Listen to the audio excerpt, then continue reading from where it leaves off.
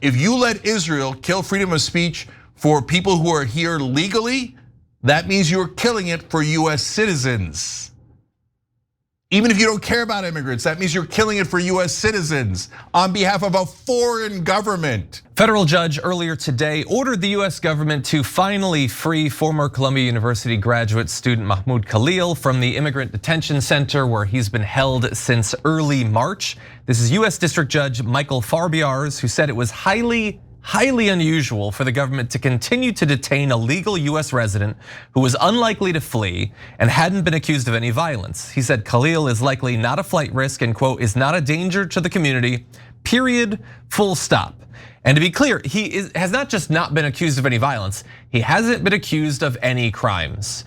The official line from the government is they find the positions he has on the genocide so distasteful that he has to be locked up for months. He has been locked up in jail for almost 4 months because Trump doesn't like his position on the war. That's it. His positions are so crucially politically incorrect that he had to be locked up and kept away from the public because he might infect them with his anti-war positions. In any event, this comes after several other scholars have been targeted for their activism. They've also been released, but earlier than Mahmoud Khalil, who was the first who was seized during this spate of censorship. You have a former Palestinian student at Columbia, Mohsen Mahdawi, a Tufts University student, Ramesa Ozturk, and a Georgetown University scholar, Badr Khan Suri, who all were detained and all were ordered to be released. And obviously, Khalil finally being released was seen as good news by his wife, who has been away from her partner for a third of a year now for absolutely nothing. She says, we know this ruling does not begin to address the injustices the Trump administration has brought upon our family and so many others. But today we are celebrating Mahmoud coming back to New York to be reunited with our little family. And that is good news. Assuming the Trump administration actually abides by the ruling, we'll have to see.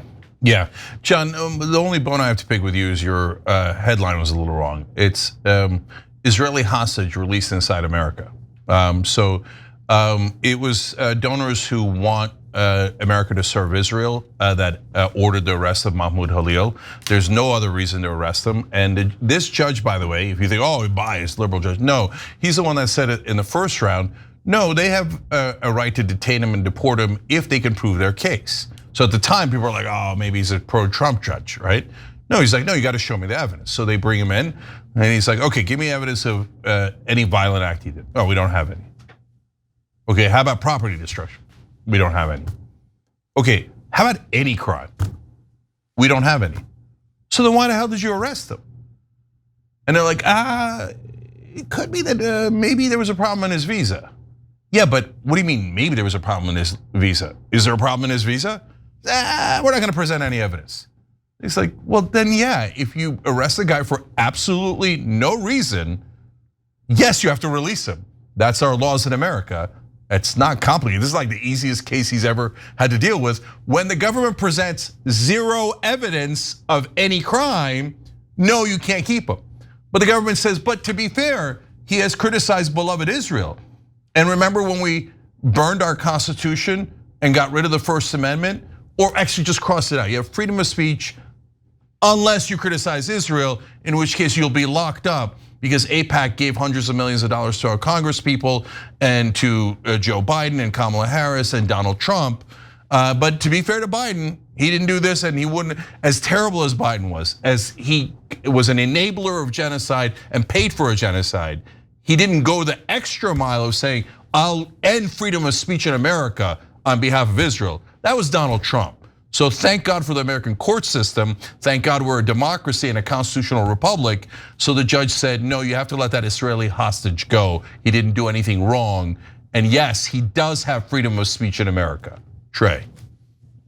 Yeah, I mean, this, at least finally is getting out, but the fact that this can happen and can last this long, I mean, he spent months in there for literally nothing. It should be alarming to everybody. I mean, I get cheeky sometimes and joke about how like, oh yeah, I'm gonna end up in the gulag one day if this keeps up or whatever. And it's like, obviously it's a little different. I'm a white guy from Tennessee, but still, like, I mean, they really have ripped up the Constitution to make political prisoners out of people who say things that they don't like. And there's people, I guarantee there's plenty of people who would tell you they are in part Trump supporters because you know what, they're free speech absolutists. That whole argument, who yet will twist themselves into knots trying to justify this, or just ignoring it and pretending it doesn't happen. But this is like, this type of thing is scary. It's the type of thing you would hope wouldn't be imaginable in this country if it actually worked the way it purports to, and clearly it doesn't, and in particular under this regime. So again, ultimately, at least so far, unless they just decide to ignore this or do something even worse, seems like the right thing happened at the end of the day, at least. But it took way too long and should have never even needed to happen in the first place. So it's bad. Yeah, and Mahmoud Khalil and his family should sue the government of Israel. Yes. You're allowed to sue terrorist organizations to get compensation. And Israel, having destroyed almost every hospital in Gaza, having destroyed almost everything in Gaza, having murdered over 50,000 people, having murdered over 17,000 kids, is obviously a terrorist state. And they have intentionally murdered those people, and we've shown it a time again and again and again. And now they're coming to kidnap people on our streets through our corrupt dirtbag politicians. And so Trump should be sued.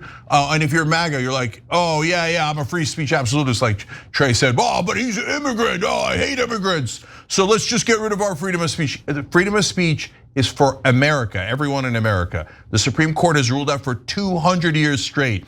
If you let Israel kill freedom of speech for people who are here legally, that means you're killing it for US citizens. Even if you don't care about immigrants, that means you're killing it for US citizens on behalf of a foreign government. Okay, now, if you don't get that and you say, no, he shouldn't be allowed to criticize Israel, no, Israel should rule us, and Israel should be allowed to kidnap anyone they like off an American street for criticizing beloved Israel. You criticizing a genocide? This is like the Germans having us arrest people who are opposed to the Holocaust here in America. Oh, Joe, he criticized the German government. He criticized the German government. He has no business here. Lock him up. But did he do anything wrong? No, but he criticized the Germans. I mean, all they're doing is a Holocaust. Oh my God, are you offended? Are you offended? I'm 10,000 times more offended at the 17,000 dead Palestinian kids. But no, I know, mustering up. No, I care. I care about the Palestinians who died, I care. I mean, I don't care as much as you offending me. Your words are problematic. Let's lock them up, let's lock them up. Let's go, let's go. Israel, take more hostages in America. And thank God the courts are stopping it. And so Trump's was a total and utter joke on freedom of speech and America first. That guy didn't even criticize America. And by the way, no one's gotten arrested for criticizing America. You can criticize America all day, all night, as by the way, you should be allowed to, freedom of speech. But you criticize Israel, you're gonna be in a lot of trouble in this country. This is insanity. My family moved here. We didn't move to Israel. We moved here because we love America. If we knew that it was gonna be controlled by Israel, I don't know that are we telling everybody that this is America, but our politicians all work for Israel? God damn it, man. If you're America first, you should hate this more than anyone else. For God's sake, man, kidnapping people off the streets for criticizing a foreign government? Imagine if we did this for any other country. That guy criticized Saudi Arabia. I mean, Saudi Arabia chopped up an American journalist, right? That's it. Saudi Arabia is now giving money to Trump or Biden or whoever, and to all of our corrupt crooks like Ted Cruz, etc. That's it. Round up all the Saudi critics. You'd say that's insanity. Are you crazy? We're going to round up Saudi critics? And you wouldn't say, well, he's an immigrant. He's a legal resident here, but he's an immigrant. So let's make sure we lock him, take him hostage for Saudi Arabia. Nobody would say that. Why are we having a conversation about it with Israel? Can we please stop following the orders of Israel? Is that too much to ask for? And if you say they're not giving us orders, you're hilarious. Hilarious. No, I know, this guy was attacking Norway, right? Oh, it was about healthcare? It was about Peru? What was it about? Harsh words for Switzerland. Yeah, why did Öztürk get arrested? Oh, she wrote an op-ed against who? Against who? Oh, Israel. But don't say Israel, don't say Israel. I'm saying it. They pay our politicians are crooks and work for a foreign government. Every time you ring the bell below, an angel gets his wings.